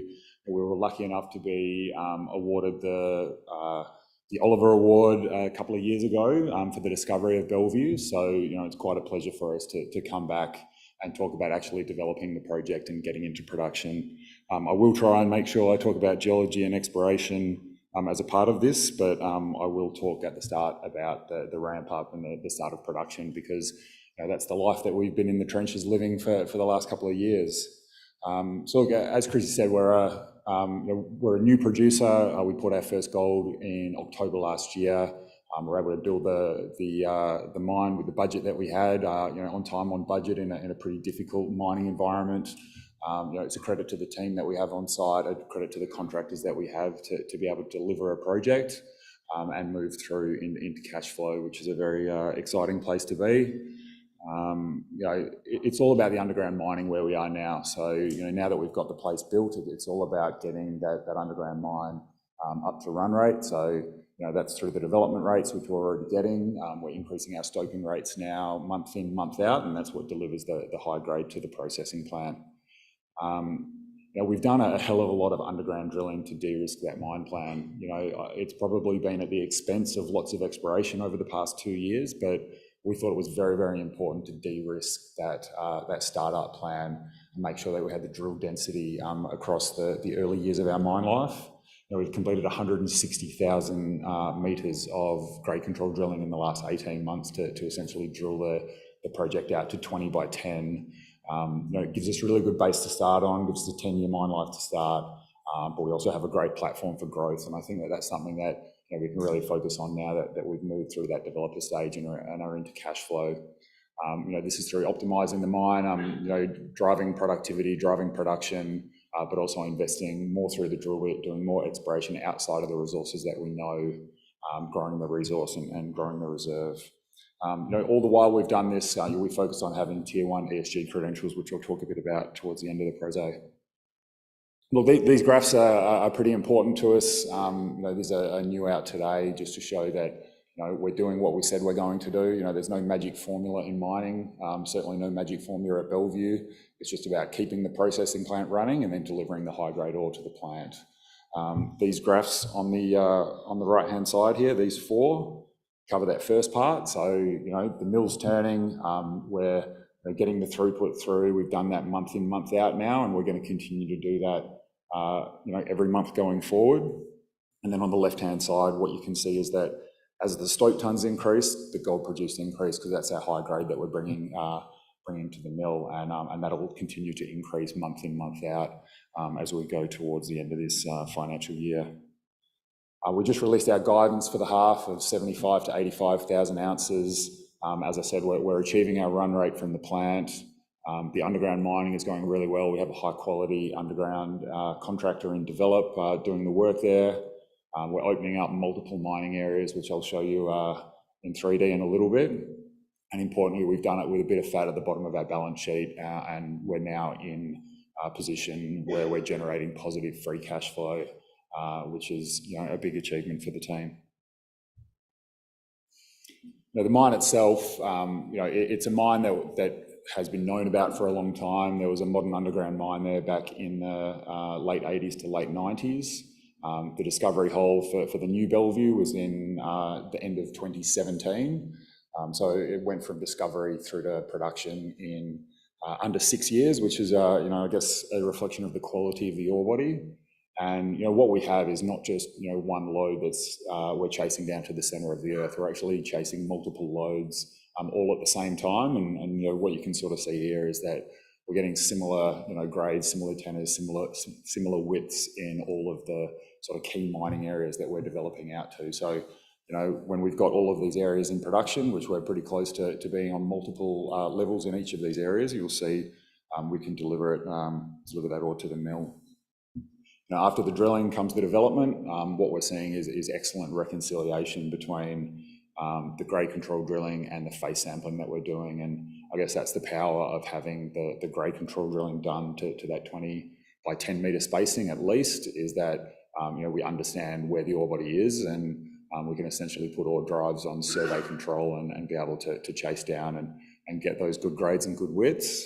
And the other thing about Bellevue that you'll notice from these pictures is that we have fantastic ground conditions. So the ground there is very hard, very competent, but very good for mining, just bolts and mesh as the ground support, and that translates over to the stoping as well. So what you can see is we put sort of 4 separate stopes down the bottom there. 3 out of the 4 of them are from the top level. When you're sub-level open stoping top down, you start at the top edge of the ore body and then you work your way to the middle. When you're mining your top, you're mining your stopes blind, so it is actually more difficult to get your compliance there, and we've been able to get good compliance with plan on that top level. And then as we're mining just in between the levels, you can see that one there, we're actually getting good recovery of the ore body and achieving those mining parameters pretty well. And as I said, as we get in now, the stoping, we've done almost 30 stopes completed on site at the moment. A lot of that was in the Upper Armand area. Over the next quarter, we'll be mining productively from all 5 different mining areas. So Upper Armand, Lower Armand, Marceline, Bellevue South and Deakin, which is a very high grade part of the ore body, which is great. But, it is a geology conference, so I do want to speak a bit about the history of Bellevue and the growth that we have ahead of us. We're in a pretty prolific region of Western Australia. I'll just show you on this picture here. We're in the northern goldfields of Western Australia in the Agnew-Wiluna greenstone belt. So it's a north-south trending greenstone belt. And importantly, we've got other significant gold deposits on that belt. So you've got your Jundees and Wilunas to the north, your Agnews, your Darlows to the south. You've got Gwalia down here. You've got Bronzewing in the region as well. These are 5 to 10 million ounce gold systems. What it shows you, if you've got the right geological setting with the crustal scale mantle tapping structures to provide these big deposits. The difference between Bellevue and these other deposits is that they've been being consistently mined for the past 25 years, and Bellevue's laid there untouched, and we're just getting into it now. Zooming in on our mining tenement, the original Bellevue mine that I said was mined in the 80s and 90s was just one lode sort of through the middle of the tenement there, and they pulled 800,000 ounces out at 13 grams per tonne. What we have discovered since then is north and south extensions to that original Bellevue lode, hanging wall and footwall structures that weren't discovered before, and then linking structures in between. So, over 3 million ounces of resource there, which gives you great confidence in going underground. Now we'll have a look at that from the underground perspective here. If you do spin that around, you can see those multiple lodes, over almost 3 kilometre strike there. And where that shows you is that you're not just chasing one skinny ore body to the middle of the earth. You actually have all of these different areas that you can go. I'll show you those structures again. You've got Tribune hanging wall structure, south and north extensions of Bellevue, which was mined out here, Viago, which links, and then this Deakin structure, which is about 1.4 million ounces, which is a virgin lode that sits in the footwall there that we're just getting into now. It's extensively drilled, so extensively drilled from surface, lots of grade control from underground now, a lot of drilling within that mine corridor that you can see, not a lot of drilling outside of that mine corridor, and I guess that's the platform that we can start to attack this ore body from now that we're underground, now that we have these work areas and the jumbos are getting ahead of the capital development there. And one of the sort of key ingredients for discovery at Bellevue over the years has been downhole EM. It's a high pyrrhotite ore body. There's a 1-to-1 association between pyrrhotite and gold at Bellevue, and as we know, pyrrhotite's quite magnetic. So When you do put the downhole EM down there, you do get vectors that you can drill, and that has been how all of these blind structures have been discovered to date. We have untested downhole EM at Bellevue in the right areas. We just needed the right platforms to drill, particularly on the southern end of the ore body. I'll sort of focus in when I'm talking about that downhole EM. You can see here in the 3D that the yellow areas are those downhole EM plates that you can target. If I focus in an area to the south, we've got a blue structure which goes through here. Let's move that up a bit. Called the Counsel fault. This Counsel fault pushes the ore body down about 120 metres. Behind here, we've got Bellevue South, which sort of sits in the middle. Behind there, we have this large Deacon, which sits about 400 metres in the footwall to Bellevue South. We've defined Bellevue South extensions on the other side of this Counsel fault, again on that offset, for about 300 to 400 metres. If you look hundreds of metres of down dip, we've got untested downhole EM that we just simply don't have a platform to drill, which we'll be able to drill out from underground. The same thing with Deacon. You've got that same offset and a big downhole EM target down there that has, again, never been drilled because of drill platforms from surface, but that's something that we can drill out from underground, and we'll be doing as soon as we get the right platforms for it. Going back to 2D, this sort of shows that structure. You can see that southerly plunge of the ore body. We're south to the right there, and that's that Deacon downhole EM, and then some of these Bellevue downhole EMs there that we haven't been able to drill, and we will be able to get down and do.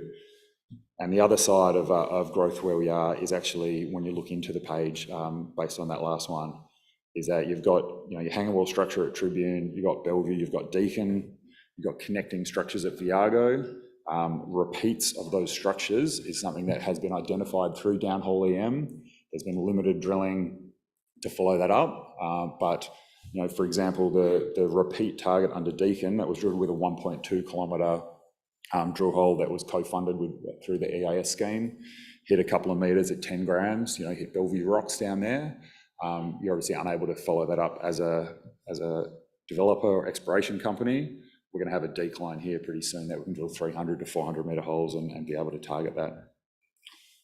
From a mining perspective, you can see that we're building these platforms to be able to drill from. These are the structures that we're getting out to. I'll put Deacon on the right-hand side here, and you can see that you're getting multiple. Whoops, next one.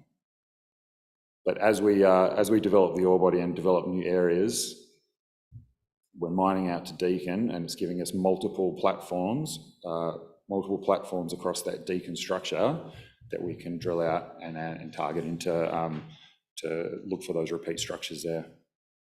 The power that we've got now is a really good base to start. We've got multiple mining areas that will continue to provide for years to come. We've got a fully designed 10-year mine life that's sitting there ready for us to go that we can optimise off, and that'll be and that's a really good place to start, but again, it's not where we'll finish because these lodes do continue at depth across the region, and we believe at Bellevue. The plant that we've built, it's currently achieving the 1 million tonne per annum run rate. We have run it at times at a circa 1.2 million tonne per annum run rate. Obviously, the mill is outstripping the mine at the moment, but when we get the mine into the new mining areas and get that efficiency up, we'll be able to push the millies, they'll push the mill, and the battle will continue between the miners and the millies to keep going on and keep getting that growth. We did it on purpose to set that infrastructure up so that we can grow off the same footprint for very low capital. Speaking of the capital that we did in the ESG, we've been an industry leader in a lot of areas as we built this mine. It's something that we've been really focused on and we're very proud of. We're building what's actually going to be the largest off-grid hybrid power station, so with wind, solar, thermal and batteries, which is currently under construction, as you can see there. And we've got sector-leading diversity as well, with over 40% female in our workforce, and we'll be net zero by 2026, which is also ahead. So look, as you see there, Chrissy's coming over. She's going to deny me the chocolate. I'm going to purposely go over because I don't want the chocolate. There you go. But look, we're set up with a great platform. Very proud to have have brought the Bellevue project into production in a pretty difficult environment, and it's just starting now. We're ready to start growing it. Thank you.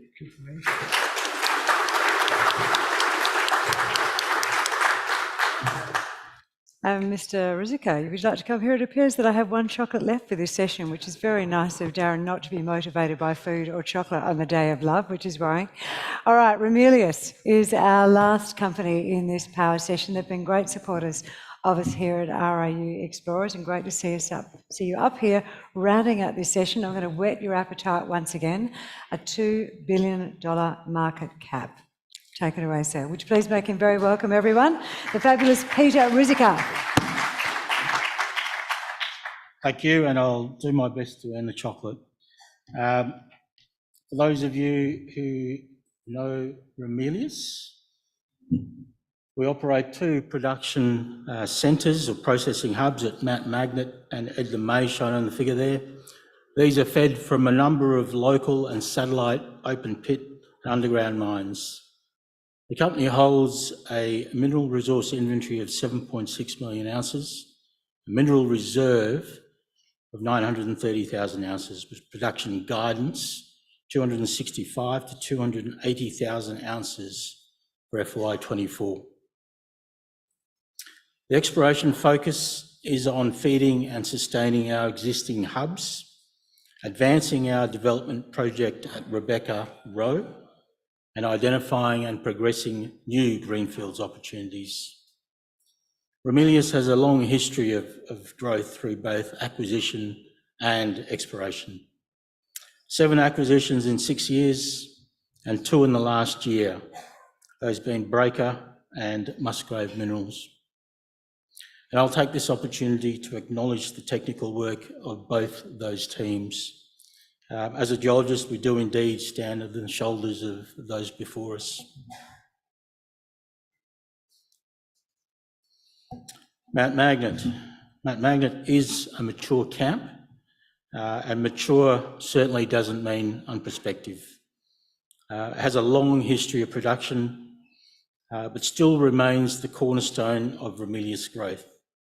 The project is well positioned for sustained production, with a mineral resource of 3.1 million ounces and a mineral reserve of 570,000 ounces, and multiple exploration targets for future growth. The next generation of discovery at Mount Magnet is likely to come at depth, and I'll talk about some of the opportunities that we're seeing. You can't talk about Mount Magnet without mentioning Hill 50. The iconic mine was exploited to a depth of 1.5 kilometres and produced more than 2 million ounces of gold. High-grade mineralisation continues at depth in BIF-hosted chutes. The adjacent Galaxy underground mine shows the same BIF geology, and that system also continues at depth. And I'll just point out on that slide on the right there, a deep BIF breccia hosted result, 72.9 metres at 1.84, including 25 metres at 3.83, sitting well below our current mine design. Hesperus prospect sits immediately south of Galaxy and Hill 50, shows the same interaction of BIF stratigraphy with cross-cutting structure. The blue coloured shading in the plan in the middle there represents BIF, and you can see the interpreted structure and plan disrupting the geology in the area of the historic Hesperus pit in the middle there. Recent drilling has intersected high-grade BIF-hosted mineralisation below a porphyry intrusive, and results there include 11 metres at 55, 1.7 at 78, and 1.9 at 9.05. Granodiorite hosted stockwork deposits are the second major style of mineralisation at Mount Magnet. The best examples of these are recent discoveries at Eridanus and Bartus East, shown here respectively. What I wanted to point out here specifically is that these stockwork zones can host high-grade underground targets. We've seen this at Bartus East on the right. If you look at the long section there, you'll see the high-grade pink area at the base of that model. Results there include 60 metres at 7.82, 45.6 metres at 10.4. And there are deeper results at Eridanus, which could suggest the same. Right at the bottom there of that Eridanus section, you'll see 45 metres at 3.23. And just to further support the concept of high-grade targets within these granodiorite-hosted stockworks, these are some recent drilling results from the base of the Eridanus pit. They define a shallowly dipping high-grade zone with good continuity. Best of those results, 13 metres at 10.4, 12 metres at 12.8, and 10 metres at 18.1. How many more of these are there at depth? I think already the data suggests that there are multiple. And the next question after that, how many more granodiorite-hosted stockwork zones are there out there within the Bugatti Dome area? To answer that question, we've been looking at techniques to help identify granodiorite intrusions at depth.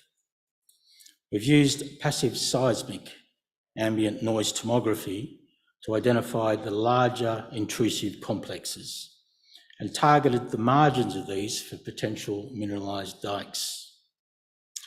The plan here shows drilling around a couple of identified areas to the southeast of Bartus in the northwest corner there. Red outlines on that figure, or the purple outlines, depending on your site, represent interpreted intrusive complexes at depth based on the passive seismic work. Results from that southern target there, target 5-6,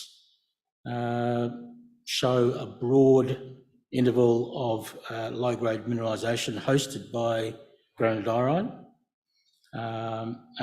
Just based on a couple of holes there, 43 metres at 0.49, a hole to the south there, 9 metres at 1.685 at 2.47. These are the first deep holes into some of these targets. So plenty of space. The Q Gold project, Ramelius acquired Musgrave Minerals in the Q Gold project in October 2023. Magnet, the blue package in the middle there, and the Q resource area, just labelled as the Q, oh, no, sorry, go back. So that's the Q JV there, the Q Gold project. Mount Magnet in here. So Q project just 40 kilometres north of Magnet. It's a natural feed source for the Mount Magnet mill. Project holds a mineral resource of 927,000 ounces, including the high-grade Break of Day resource, which comprises 982,000 tonnes at 10.4 grams per tonne gold, 327,000 ounces. The PFS work reported by Musgrave indicates a robust project recovering 337,000 ounces from a 5-year LOM, with upside from high-grade extensions and multiple exploration opportunities. This figure summarises the project pipeline at Q. Looks a bit busy, but bear with me. The PFS open cut projects shown in the dark outline. So from the top, Lena, Break of Day, White Heat, Leviticus, Big Sky, and Numbers. Advanced drill targets with resource potential shown in the yellow outlines at Waratah and Amarillo, and the more early stage targets are shown with the red outlines. Lena West up the top, Break of Day North, Eclipse, and then down the bottom there, the Numbers series of targets. There are well-defined exploration models here at Moiji comprising the interaction of favourable stratigraphic packages with cross-cutting structure. And that model has implications for target generation moving forward. Break of Day is one of those spectacular high-grade deposits that captures the imagination of geologists. Cross-cutting mineralised lodes hosted by a prospective foliite, the starlight basalt there on the plan view. It just happens to have the perfect chemistry and rheology for brittle ductile tensional veins.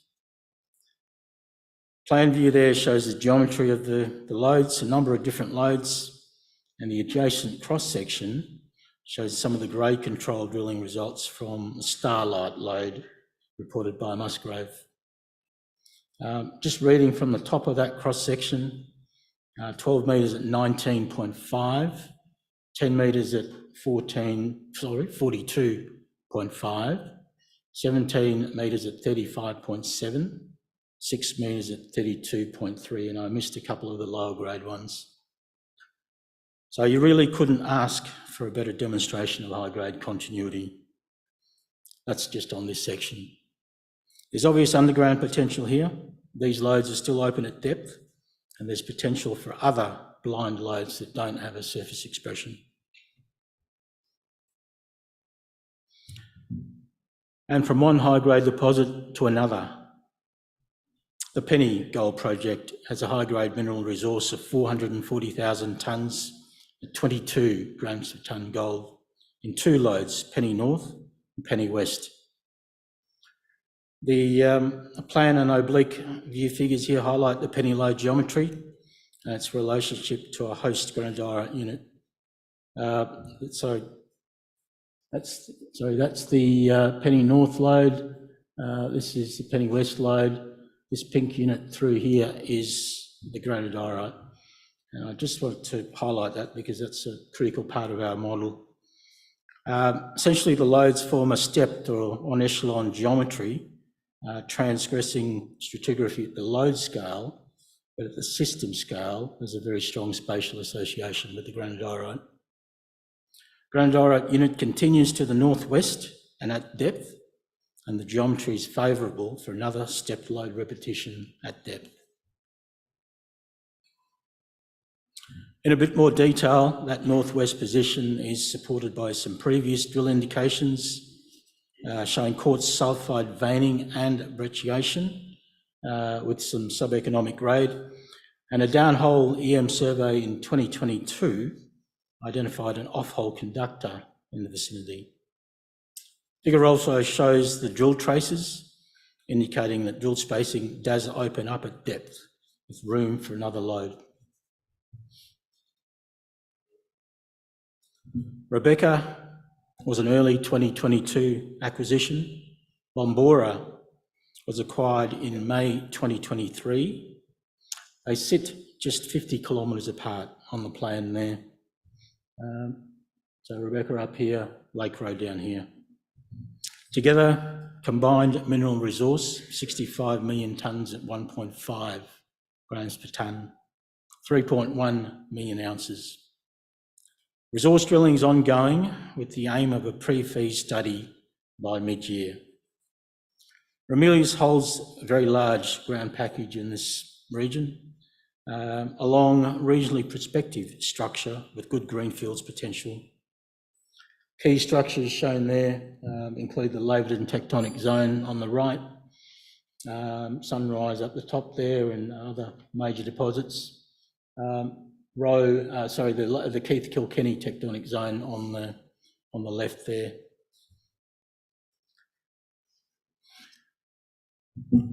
But this is Bombora at Lake Roe, an area of complex low geometry hosted by a quartz dolerite.